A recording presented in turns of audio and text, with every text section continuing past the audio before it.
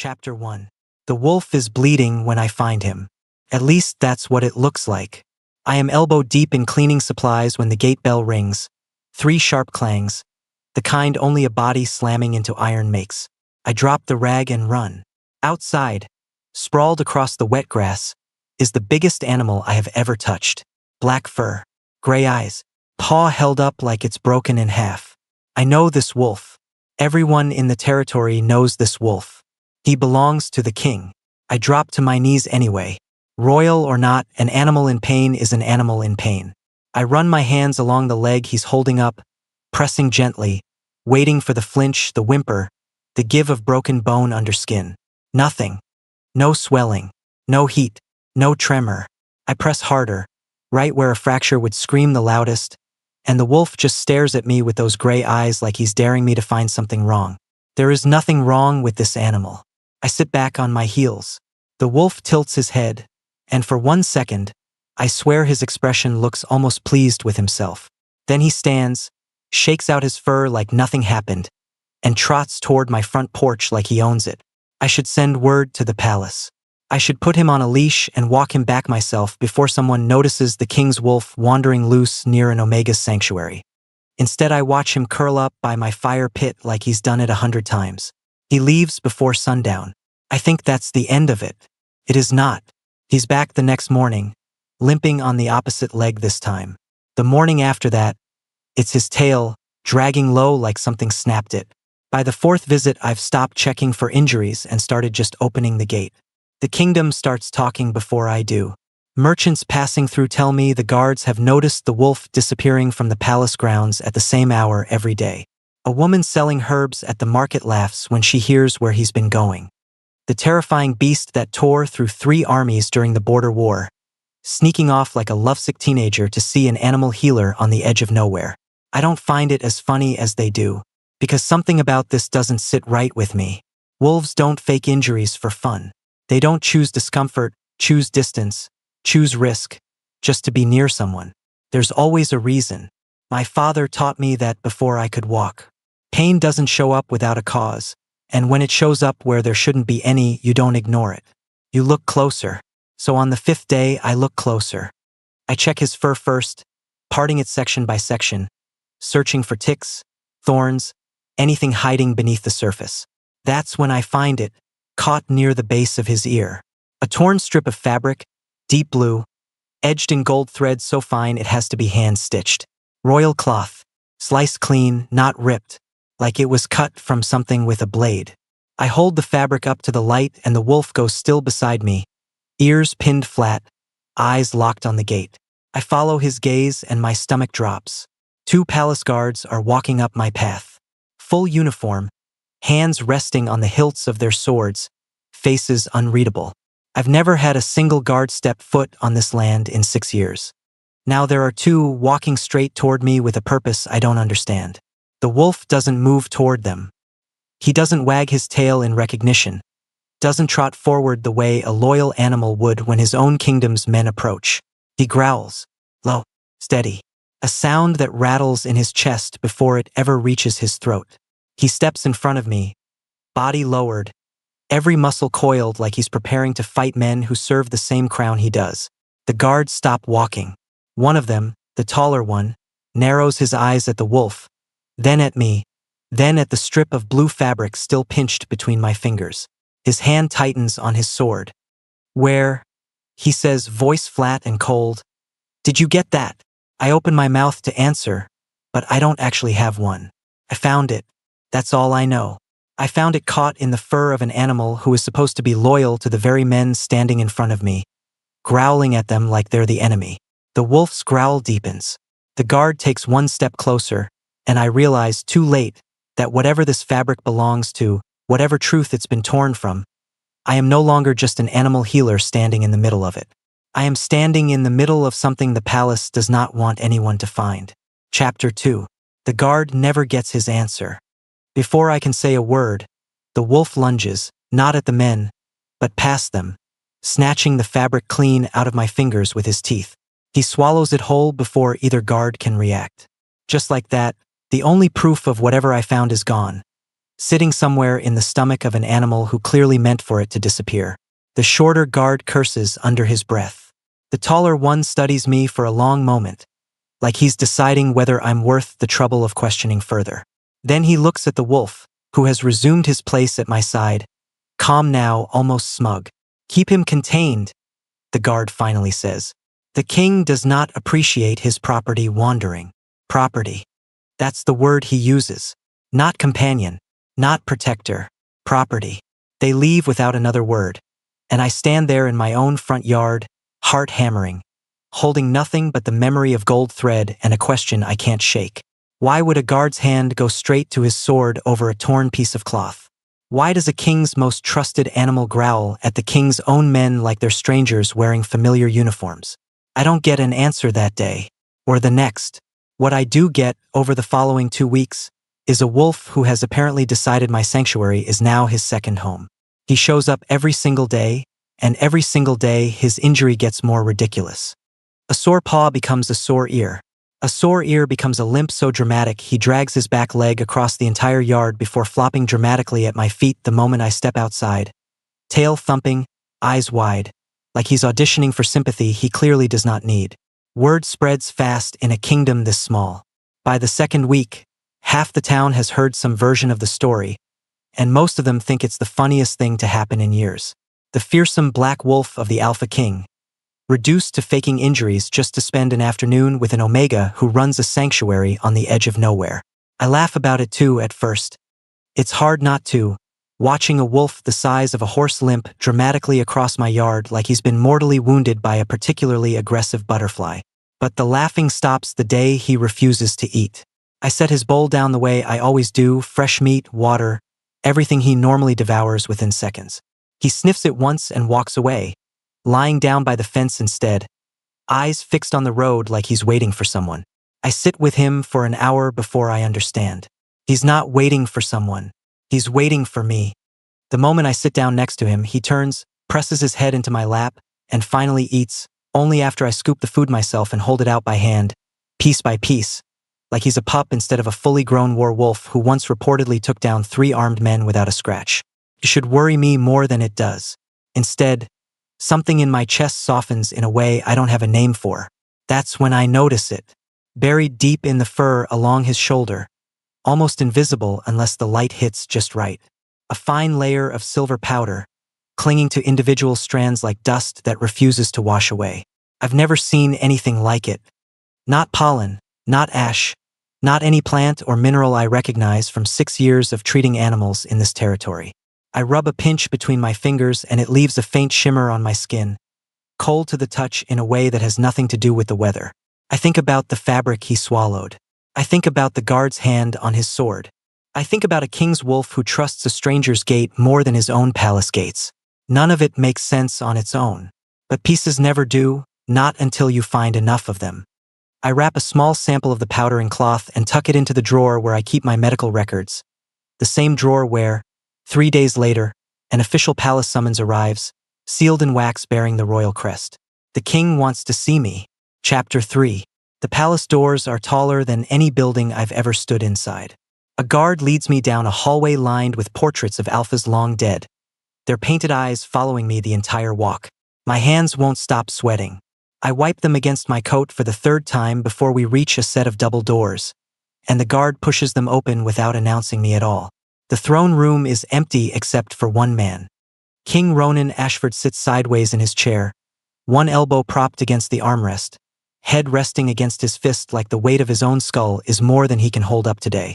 He doesn't look like the portraits. He doesn't look like the war hero the merchants whisper about, the Alpha who ended a border conflict single-handedly, the ruler everyone fears and no one questions. He looks tired. Bone tired in a way that has nothing to do with sleep. "You're the healer," he says, not a question. "Landon Mercer," I answer, bowing the way I was taught, though my body feels stiff doing it. He waves a hand, like the formality bores him.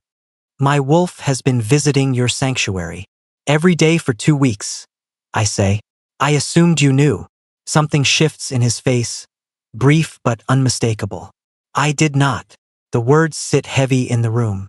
A king who doesn't know where his own wolf disappears to every single day, an animal trained for war, loyal enough to take a blade meant for its master. The fact that Ronan looks genuinely surprised tells me more than any guard's warning could. He's not injured, I add carefully. Each time I check, there's nothing wrong with him physically. Ronan's jaw tightens. Then why does he keep going to you? I don't have an answer that sounds reasonable out loud, so I give him the only honest one I have. I think he's trying to tell someone something. I just don't know what yet. The king studies me for a long moment, gray eyes sharper than I expect from someone who looks this exhausted. There's something underneath his exhaustion, something coiled tight and barely controlled, like a man holding back a storm with both hands and slowly losing his grip. That's when I notice his gloves. Black leather, fitted close to his hands, except along the seam near his right wrist, where a faint shimmer catches the torchlight. Silver. The same fine powder I found buried in his wolf's fur. My stomach drops. Your Majesty, I say slowly, may I ask what's on your gloves? He looks down at his own hand like he's forgotten it's attached to him. Ointment. For my joints. The physicians prescribe it nightly. For your joints, I repeat. I don't sleep well, he says, and something about the way he says it, flat, almost embarrassed, tells me this is the most honesty he's offered anyone in longer than 2 weeks. Headaches. Some nights I don't remember falling asleep at all. The physicians say it's stress from the throne. Stress doesn't leave silver powder on gloves and fur. I keep that thought to myself for now, because the doors behind us creak open before I can press further. A man walks in, tall, dressed in deep green, a face that might be handsome if it weren't carved from something so carefully controlled. He moves like someone who has never once doubted he belongs in this room. Ronan, the man says smoothly. The council is waiting. The change in the king's wolf, who has been lying calmly by the throne this entire conversation, happens instantly. He's on his feet before the man finishes speaking, hackles raised, teeth bared, a sound tearing out of his throat that isn't a growl anymore. It's a warning. The man in green doesn't flinch. He simply looks at the wolf, unbothered, almost amused. Grayson, Ronan says sharply, grabbing the wolf's collar before he can lunge. Apologies. He's been unsettled lately. Grayson's eyes flick to me, brief and assessing, before returning to Ronan with practiced ease. Curious timing, he says. For him to choose today to be unsettled. He leaves without another word. The wolf doesn't stop growling until the doors close completely behind him, and even then, he stays pressed against my leg, body trembling, eyes locked on the empty doorway like the danger hasn't left the room at all. I look down at the silver dust still faintly visible on the king's glove, and for the first time since I arrived, I understand. This wolf was never faking injuries to see me. He was trying to bring someone who could actually help. Chapter 4. Ronan shows up at my gate 3 nights later. Alone. No guards, no announcement. Just a hood pulled low over his face like a man trying not to be recognized in his own kingdom. I want to learn, he says, before I can ask why he's here. Whatever you do for him, teach me. I should refuse. A king has no business standing in the mud of an animal sanctuary at midnight, learning how to wrap a sprained leg or read the difference between real pain and performance. But something in his voice, raw and stripped of every royal pretense, makes me step aside and let him in. We work in silence at first. I show him how to check a wing for true breaks, how to read a flinch, how to tell the difference between fear and trust in an animal's eyes. He's a fast learner, surprisingly gentle for a man built like a weapon, hands careful where I expect them to be rough. You're good at this, I tell him, watching him calm a frightened hawk with nothing but patience and a low voice. I had practice, he says, calming things that didn't want to be calmed. It's the first crack in the wall he keeps around himself, and once it opens, more follows. He tells me about his childhood, raised by a father who ruled through fear instead of respect, who taught him that weakness was the only true crime an alpha could commit.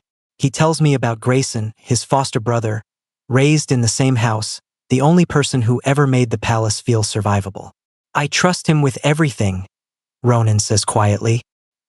He's the only one who never wanted anything from me. I think about the wolf's growl, the way every hair on his body stood on end the moment Grayson walked into the throne room. I keep that thought buried for now because Ronan looks like a man who has very little left standing, and I don't want to be the one who knocks down the last piece. I haven't slept through a full night in over a year, he admits, staring at the fire instead of me. Headaches. Moments I can't account for. The physicians keep telling me it's the weight of the crown. Does the weight of a crown leave silver dust on your gloves? I ask before I can stop myself. He looks at me sharply, and for a moment I think I've crossed a line I can't take back. Then his shoulders drop just slightly, like the question landed somewhere he's been avoiding looking. I don't know, he says. I've never asked. We sit with that admission until the fire burns low, until his wolf curls between us like he's trying to keep two broken things from drifting apart. For the first time since this began, I let myself believe we're getting somewhere. That whatever silver substance keeps appearing on him and his wolf, whatever Grayson's smooth, careful presence is hiding, we're close to understanding it. I don't know it yet, but I'm about to lose the thing that proves it. The following morning, I find one of my rescues, a young fox I've been nursing back to health for nearly a month, lying stiff and cold in his enclosure. No wounds, no signs of struggle. Just a body that stopped working sometime in the night, the same way nothing should stop working without a reason. I kneel beside him, the way I knelt beside Ronan's wolf weeks ago, running my hands along his fur out of habit more than hope. That's when I feel it. The faintest trace of grit caught beneath his claws, the same fine, cold shimmer I've now seen twice before. Silver powder. Not on the king. Not on his wolf. Here, in my own sanctuary, inside an enclosure no one but me is supposed to have access to. My hands go cold long before the rest of me catches up to what that means. Someone has been here. Someone who knows exactly what this powder does, and exactly where to find me. Chapter 5. I don't sleep that night. I sit beside the fox's enclosure until the sun comes up, staring at a death that makes no sense, replaying every visitor I've had in the last month. Merchants. A handful of villagers. The guards who came for the torn fabric. Ronan twice, always at night, always alone. None of them fit. None of them had a reason to walk past every other enclosure and stop at the one belonging to an animal who had nothing to do with the king, his wolf, or whatever secret keeps clinging to both of them in fine silver dust. Unless the fox was never the target at all. Unless someone wanted to send a message, and I was the one meant to read it. I send word to the palace before noon. By evening, Ronan arrives with two physicians I've never met. Men who examine the fox's body with an intensity that tells me they already suspect what I do. They take samples of the powder, samples of his blood, samples of the soil beneath the enclosure, and for 3 days I hear nothing. On the 4th day, one of the physicians finds me alone by the gate. The substance isn't meant for animals, he says quietly, glancing over his shoulder like the walls themselves might be listening. It's a compound used in extremely small doses to alter mood, memory, sleep. In large enough amounts, sustained over time, it can mimic illness, headaches, blackouts, emotional instability. In large enough amounts, I repeat slowly, what happens? He hesitates. It stops the heart. The fox didn't die from disease. He died because someone gave him a dose meant for something far larger. Test, maybe, a warning, or a mistake, made by someone careless enough to bring poison into a sanctuary while delivering it somewhere else entirely.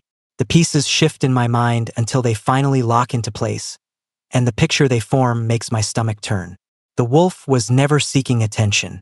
He wasn't faking injuries because he was lonely or bored or obsessed with an omega on the edge of the kingdom. He was trying to lead someone, anyone, away from the palace and toward a person who might actually notice what was happening to his king. This was never about me. It was about Ronan, slowly being poisoned in doses small enough to look like exhaustion, small enough that physicians blamed the crown instead of looking for a cause with a face attached to it. I tell Ronan everything that night, watching the realization land on him in pieces, the same way it landed on me. His hands shake for the first time since I've known him. Not from anger, from fear, the kind that comes from realizing the danger has been close enough to touch for longer than you ever suspected. Who, he says, voice low, would have access to my food, my gloves, enough trust to walk these halls without question.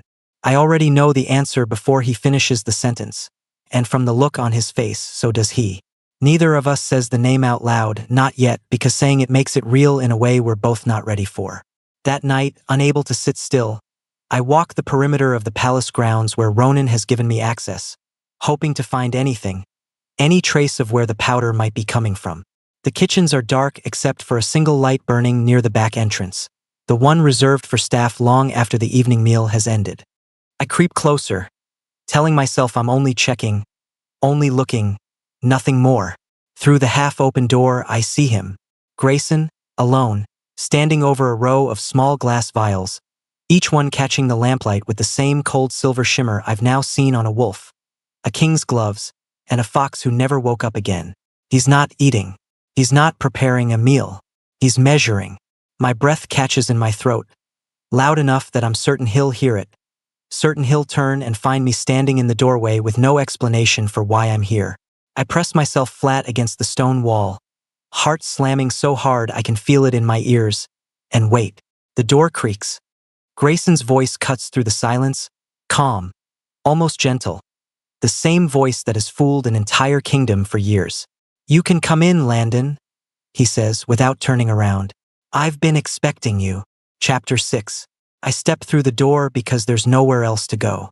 Grayson doesn't turn around right away. He finishes pouring the last vial into a small wooden case, sealing it with a click that sounds too loud in the empty kitchen.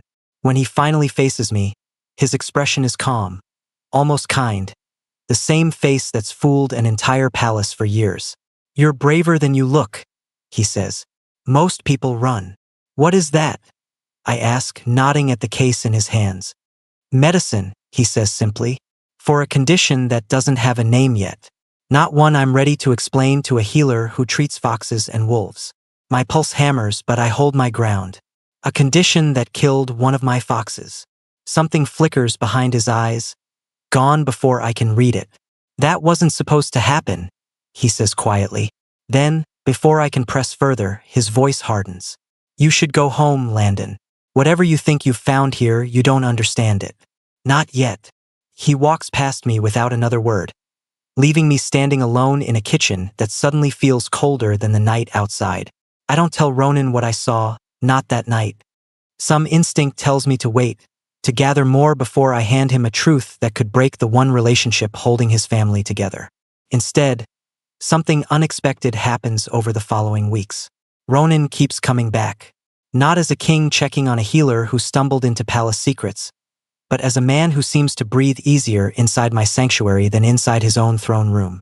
We work side by side, hands brushing as we wrap a hawk's wing. His laugh catching me off guard the first time I hear it, low and rusty, like it hasn't been used in years. One evening, mending a fence post together as the sun drops behind the hills, he reaches for my hand without thinking, fingers lacing through mine like it's the most natural thing in the world. Neither of us pulls away. The wolf, lying nearby, lets out a low, satisfied huff, tail thumping once against the dirt. "I haven't felt this calm in longer than I can remember," Ronan admits, eyes fixed on the horizon instead of me. "Maybe that's the point," I say. "Maybe you were never broken. Maybe you were just surrounded by people convincing you that you were." He looks at me then, really looks, and for a moment the exhaustion in his face softens into something else entirely. He leans in slowly, giving me every chance to step back. I don't. The kiss is brief, careful, like he's afraid I'm something that might vanish if he moves too fast. It doesn't vanish. If anything, it grows roots. For 3 days, I let myself live inside that feeling instead of the danger circling both of us.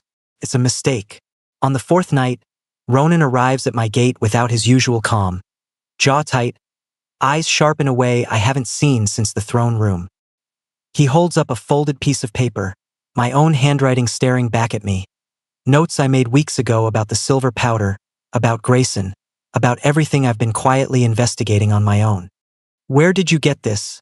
I ask, though I already know the answer the moment I see his face. "One of my guards found it," he says. "In the kitchens. Near the same spot you apparently confronted my foster brother without telling me." My stomach drops. "Ronan, I was going to tell you. I wanted more proof first." "Proof?" he repeats, voice rising.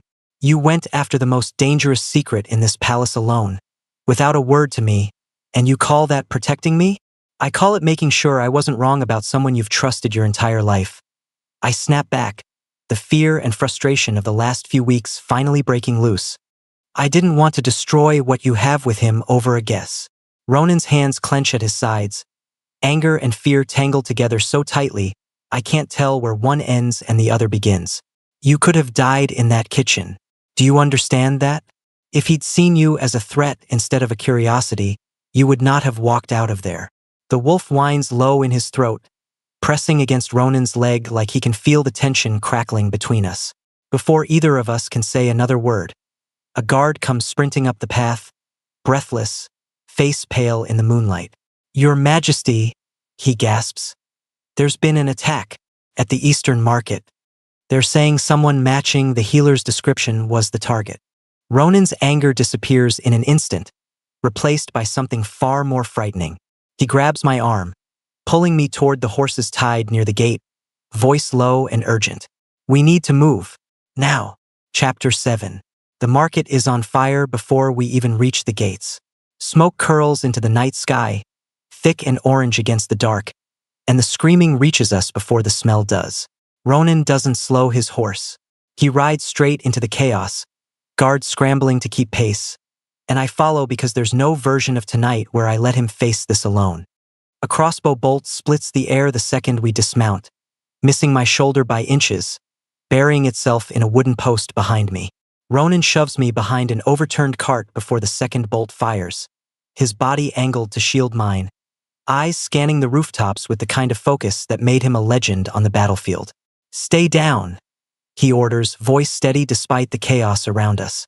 I don't stay down. I can't.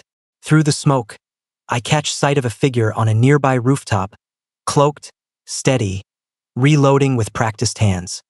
Without thinking, I grab a fallen torch and hurl it toward the figure's position, buying Ronan the half-second he needs to close the distance and pull the attacker down before a third shot fires.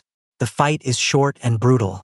Ronan disarms the attacker easily, pinning him against the cobblestones, voice low and dangerous as he demands a name. The man spits blood and says nothing, not until Ronan presses a blade close enough to draw a thin red line. Grayson, the man finally rasps, said the healer was getting too close, said it needed to look like a robbery gone wrong. The words land like a blow. Ronan's face drains of color, the anger from earlier tonight curdling into something far colder. I want to believe there's an explanation. I want to believe the man is lying, paid by someone else to point blame in a convenient direction. But the silver powder, the vials, Grayson's calm warning in the kitchen telling me to go home before I understood something I wasn't ready for. It all fits together with a precision that makes my stomach turn. We bring the attacker back to the palace in chains. Ronan summons Grayson immediately, the throne room filling with guards, advisors, and attention so thick it presses against my ribs like a physical weight. Grayson walks in calm as ever, eyes flicking briefly to me before settling on Ronan. You wanted to see me. An attack was ordered tonight, Ronan says, voice carved from stone. Against Landon. The man responsible gave us a name. For the first time since I've met him, something cracks across Grayson's composed expression. Not panic. Something closer to grief. I never ordered an attack, he says quietly. I never wanted him hurt. Then explain the silver powder, Ronan demands. Explain the vials. Explain why my own wolf nearly tore you apart every time you entered a room. The silence that follows stretches long enough that I can hear my own heartbeat in my ears. Grayson's hands tremble at his sides, the calm mask finally slipping to reveal someone exhausted in a way that mirrors Ronan's own sleepless nights. You want the truth, Grayson says, voice breaking on the last word. Fine, you'll have it. But you need to sit down first, because what I'm about to tell you will change everything you think you know about your own bloodline. Ronan doesn't sit.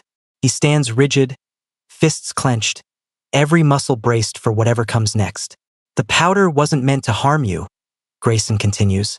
It was meant to suppress something buried in your blood since the day you were born.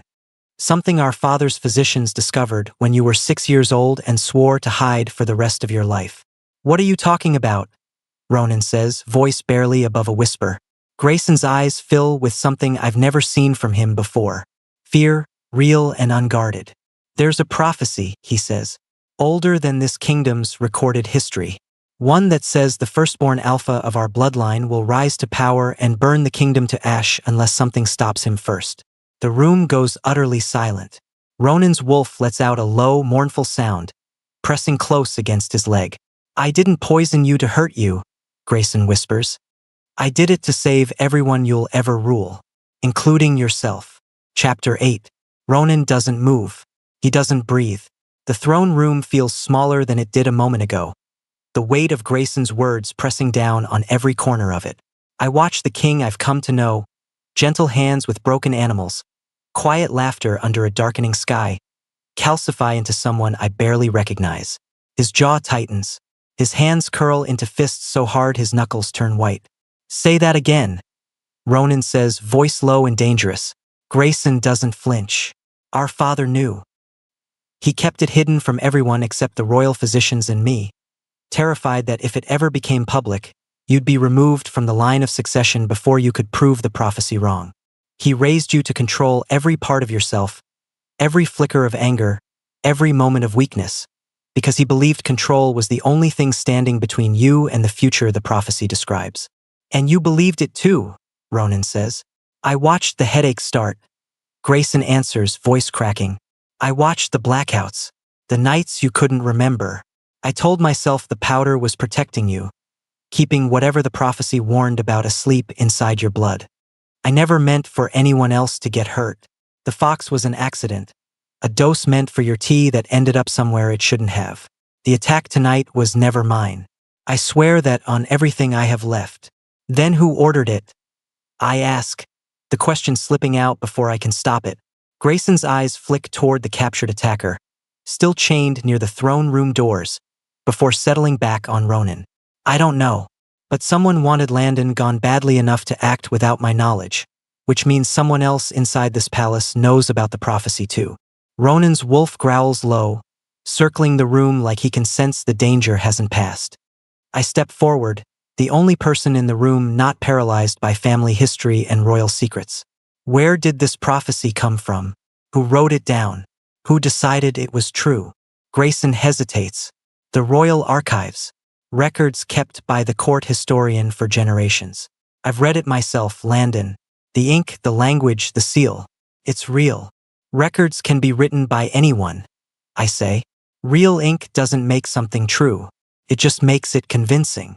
Something shifts in Ronan's expression, the first crack of doubt breaking through years of inherited fear. Show me, he says to Grayson. Tonight. I want to see this prophecy with my own eyes. The archive room is buried beneath the palace.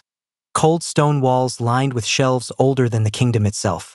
Grayson leads us to a locked case, retrieving a yellowed scroll sealed with wax bearing a crest I don't recognize.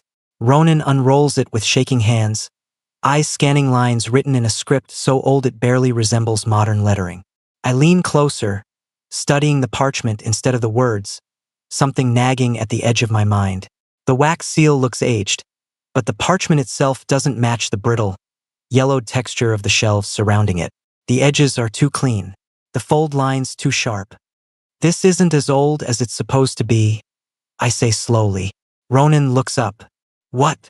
Real parchment, this age crumbles at the edges. This bends. It's been treated to look ancient, but the material underneath is recent. Decades, maybe not centuries. Grayson stares at the scroll like he's seeing it for the first time. That's impossible. My father showed this to me when I was 12 years old. He said it had been kept since before the kingdom's founding. Then someone fooled your father too, I say quietly. Or your father lied to both of you for reasons we haven't found yet. The torchlight flickers, and for a moment, the archive room feels colder than the night outside. Somewhere beneath the layers of fear and inherited duty, a darker truth is waiting, one that has nothing to do with bloodlines or destiny, and everything to do with a lie carefully built to control a king before he ever sat on his throne. A figure steps out from the shadows between the shelves, someone none of us heard approaching. Someone who has clearly been listening to every word. You always were too clever for your own good, Grayson, the figure says calmly. Just like your father. Chapter 9. The figure steps into the torchlight, and I recognize him instantly. Elder Castellan, the court historian, the man who has kept the palace records for as long as anyone can remember, the man everyone trusted because he seemed too old, too quiet, too unimportant to matter. You wrote this, Ronan says, voice shaking with a fury I've never heard from him. You wrote the prophecy. Castellan doesn't deny it. He simply smiles, the kind of smile that belongs to someone who has waited decades to stop pretending. Your grandfather wanted a way to control his bloodline long after he was gone. A king who fears himself is a king who can be managed. I gave him exactly what he asked for. And my father believed it, Ronan says. Your father needed to believe it, Castellan answers. It gave him purpose. It gave him a reason to raise you the way he did, to keep you small enough to control, terrified enough to listen to every order without question. Grayson simply inherited the lie and tried to protect you with it, never realizing he was protecting a fiction instead of a truth. Grayson's face has gone pale, the weight of decades collapsing onto him all at once. I poisoned my own brother for a lie. You poisoned him to keep this kingdom stable, Castellan says coldly. Something you're about to undo if you let him stand here believing he's free of it. Ronan's wolf lunges before any of us can react, teeth bared, a sound tearing from his throat that I've only heard once before. In the throne room, the day Grayson first walked in unannounced, Castellan steps back fast, drawing a blade from beneath his robes, and the room erupts into motion. I grab Ronan's arm as he surges forward, his control finally slipping after years of suppressing exactly this kind of anger. Ronan, don't. This is what he wants. He wants you to prove the prophecy right. For a moment, I'm not sure he hears me. His eyes are wild, his breathing ragged, every part of him straining against years of conditioning that taught him this exact rage was something to fear rather than feel. The wolf snaps at Castellan's robes, narrowly missing as the old man scrambles backward toward the archive door. Ronan, look at me, I say, stepping directly into his line of sight, hands steady on his chest. You are not the prophecy. You are not your father. You are the man who taught me how to calm a frightened hawk with nothing but patience. That man is still standing right here. Something breaks in his expression, the fury cracking just enough for clarity to slip through. He exhales hard, pulling his wolf back with a sharp command, and turns toward Castellan with a coldness far more controlled than rage ever could be. Guards, Ronan calls, voice steady now. Take him into custody. Every record in this archive gets reviewed, starting tonight. Castellan doesn't resist as the guard sees him, though his eyes never leave Ronan, calculating even now. You'll never fully escape what your grandfather built, he says. Fear like that doesn't disappear just because the lie is exposed. Maybe not, Ronan says, but I get to decide what I do with it now. That's more than you ever gave me a choice in. As the guards drag Castellan away, Grayson sinks to his knees, the weight of everything finally crushing him completely. I don't expect forgiveness, he says quietly. I just need you to know I genuinely believed I was protecting you. Ronan stares at his foster brother for a long, heavy moment, years of complicated loyalty and fresh betrayal warring across his face. I believe that you believed it, he finally says. That doesn't undo what it cost. The fox, the attack. Landon could have died because you let a lie make your choices for you. I know, Grayson whispers. You'll face judgment for that, Ronan continues. But not the kind your own fear would have demanded. I'm done ruling the way our father ruled. The wolf finally settles, pressing his head against Ronan's leg, the tension of the entire night easing out of his body for the first time. I reach for Ronan's hand, lacing our fingers together the way he did weeks ago by the fence post. And for the first time since I walked into that throne room, I let myself believe the worst of this might actually be over. It isn't quite yet, but the ending is finally within reach. Chapter 10. Snow falls over the sanctuary 3 weeks later, soft and quiet, settling on the fence posts Ronan and I mended together back when none of this had a name yet. The kingdom has changed faster than I expected. Castellan sits in a cell beneath the palace, awaiting judgment for decades of manipulation that shaped 3 generations of rulers through fear instead of truth. Grayson faces his own consequences, stripped of his title and his place at court, sentenced to years of labor rebuilding the very archives he once corrupted. Ronan offered him exile instead. Grayson refused, saying he owed the kingdom honest work, not distance from what he'd done. Mercy, Ronan told me one evening, isn't about excusing the harm. It's about refusing to let fear write the next chapter the way it wrote the last one. The Anti-Omega laws fall within the month. Ronan stands before the entire kingdom and dismantles restrictions his grandfather built generations ago. Restrictions that kept Omegas from serving in the guard, leading noble houses, or owning land freely. He doesn't do it quietly. He does it standing in the same square where his wolf once dragged a torn piece of fabric to my feet, starting a chain of events that exposed a lie buried for decades. I'm given recognition I never expected, named the kingdom's first official court healer, a position created entirely because Ronan refused to let the person who saved his life and his throne fade back into the edges of his territory once the danger passed. Tonight, the sanctuary glows with firelight, the wolf curled by the hearth without a single faked injury weighing down his paws. He doesn't need an excuse to be here anymore. None of us do. Ronan sits beside me, no crown, no guards, just a man finally free of a lie that controlled 3 generations before him. He takes my hand the way he always does now, certain and steady, nothing like the exhausted stranger who once sat sideways on his throne, unable to hold up his own head. I used to think strength meant controlling every part of myself, he says quietly, watching the fire. My father taught me that. Castellan reinforced it. Even Grayson, in his own broken way, believed it too. And now, I ask, now I think strength is letting someone else see the parts you used to be ashamed of, he says, and trusting they won't use it against you. I lean my head against his shoulder, the fire crackling low, the wolf letting out a contented sigh from the hearth. Outside, snow continues falling over a sanctuary that started as a quiet refuge for broken animals and somehow became the place that saved a kingdom. Stay, Ronan says, not as a king issuing a command, but as a man asking for something he's never allowed himself to want out loud. Not just tonight. All of it. The palace, the title, all of it if you'll have it. I never needed the palace, I tell him. I just needed someone who finally understood that pain doesn't disappear when you ignore it. It only grows louder until someone listens. He smiles, the kind of smile that belongs to a man no longer carrying his father's fear on his shoulders, and presses a kiss against my forehead before pulling me closer against the warmth of the fire. The wolf lifts his head one final time, gray eyes catching the firelight, before settling back down with a sigh that sounds almost like relief. He doesn't fake an injury tonight. He doesn't need a reason to stay close anymore. He finally has one. If this story made you believe that understanding can heal what power never could, hit that subscribe button and turn on notifications so you never miss the next story on this channel. Drop your thoughts in the comments below and let other viewers know which moment hit you the hardest.